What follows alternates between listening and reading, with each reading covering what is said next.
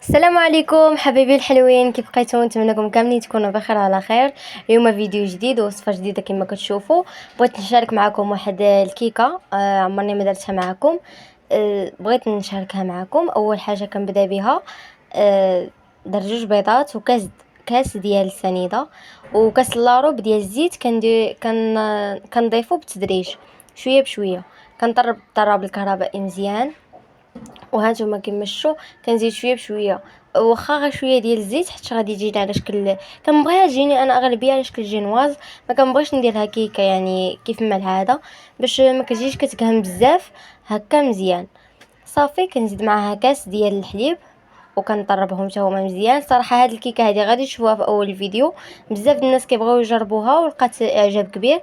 داكشي علاش بغيت نديرها معكم، ونتمنى حتى نتوما تعجبكم وديروا ابوني للقناه وما تنساوش لايك الفيديو باش يبقى يوصلكم اي جديد ديالي. صافي هنايا غادي نبدا نزيد شويه ديال الطحين. راكم عارفين ما كنبغيش دائما نعطيكم قوام ديال الطحين، يعني على حسب الخليط ديالكم كيفاش كيكون وعلى حسب النوعيه ديال الطحين. صراحه كاين الطحين اللي كيشرب، انا عندي هنايا الطحين كيشرب حيت هانتوما ما درتش شي مقدار كبير. مع العلم انني دايره كاس ديال الحليب ودغيا يعني دغيا عقدات دغيا رجعت هي هذيك. صافي هنايا كنطربها مزيان. نتوما على حسب الطحين اللي عندكم، على حسب الخليط. انا غادي نوريكم فاش غادي تبدا دير لكم داك التمنيه بدون ما تقطع. صافي تما تعرفوا بلي الكيكه ديالكم راها واجده. انا غادي نتيستيها معكم دابا وتشوفوا. صافي نصوبوا الكيكه عاديه كما كنصوبها، غير هاد المره هادي انا ما غاديش نديرها في مول عادي، غادي نديرها في مول العجيب. واللي ما كانش كتعرفوه انا غادي نوريه لكم دابا غادي نصوب فيه دابا غادي تشوفوه. المهم درت هنايا 2 خمارات من اصل 8 غرام راكم عارفين. وهانتوما كما كتشوفوا هو 8 كتصوبها على نيشان، يعني راه هي هذه كاني بدات تعقد وصراحه انا دخل الفران. هنايا صوبت المول ديالي. نتوما بامكانكم ديروا ورق المطبخ من الجناب ولا اللي بغيتو. المهم انا درت دهنت الزيت ودرت من فوق الطحين وصافي صوبتها عاديه. وفاش كنجي كنكب في الوسط. الاغلبيه الناس كيديروا واحد الخطا كيدوروها من الجناب. لا هذيك حتى كيكون عندك الخليط بزاف، اما فاش كتكون عندك الكميه قليله صوبيها من الوسط باش كتجيك هي هذيك موازيه. من بعد ما دخلتها للفران صافي راه كطيب وعلى حراره يعني ماشي مجهده ماشي خفيفه بزاف، يعني مواسطه. غادي نصوب لها الكريم اللي غادي ندير لها في الداخل. درت كاس ديال الحليب وكاس لاروب ديال سنيده. نتوما على حسب اللي بغيتوها، يعني من الداخل اللي بغيتوها تجي حلوه ولا يعني داكشي كيبقى شغالكم. ودرت هنايا 2 معالق ديال مايزينا، كنخلطهم شويه بعد على العافيه. من بعد كنخليهم. درت فيها واحد الحاجه اللي غتعطيني فيها اللون، صراحه ما صورتها لكمش.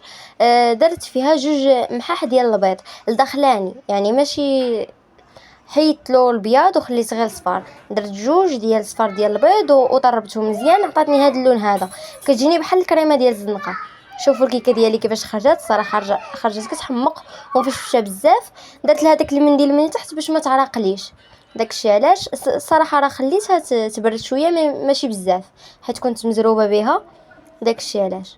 صافي هنايا كنكب الكريم ديالي اللي صوبت. صراحه كتجي زوينه بزاف، غير اعتمدوها البنات، صراحه جات كتحمق. هانتوما صافي هاد الدريساج هذا كيبقى على حسابكم نتوما الطريقه اللي بغيتوه. انا خليتها من الجناب عاديه ومن الداخل مازال غادي نزيد نصوبها. صافي هنايا كنكبو كامل وكنحاول انني نقادو يجيني مسطح كامل. صراحه كيجي لذيذ. هاد الكريمه هذه كتجي لذيذه، حتى هاد اللون هذا حسن من داك البيض، يعني كيبان الحليب مع مايزينا. هكا كتجي بحال كريم ديال المخبزات اللي كنشوفوه في باتيسري، صراحه بحالها نيشه. صافي من بعد ما كنصوبها كندير واحد الخليط. درت واحد المقدار ديال الشكلاط على حسابكم نتوما. درت واحد المقدار ديال الشكلاط، زدت عليه فلون حتى هو ديال الشكلاط، ودرته فوق البوطه مع شويه ديال الحليب، غير شويه تقريبا داك 2 معالق هكاك ولا 3. وطربتهم مزيان حتى داب ليا داك الشكلاط. عاد درتو هنايا في هاد الميكا وخططت به مزيان. هانتوما شوفوا الديكوراسيون كيفاش غادي يجي. صراحه انا عجبتني. هانتوما صافي هنايا كنجيب داك العود ديال هاد العود هذا وكنبقى نخطط به. جهه طالعه جهه هابطه باش كتعطيني هاد الديكور هذا. صافي، ها هي الكيكه ديالنا وجدات. نتمنىكم حتى نتوما تجربوها، والناس اللي جربوها تكتبوها لي في كومونتير، ان شاء الله تعجبكم وتجيكم حتى نتوما لذيذه. وكنبغيكم بزاف صراحه، حتى داك الكومونتيرات اللي كتبقاو تكتبوا لنا صراحه يعني راه ما يمكنش. صافي، هنايا كينتهي الفيديو. ها نتوما شوفوها كي جات، نتمنىها تعجبكم، كنبغيكم بزاف. بسلامه.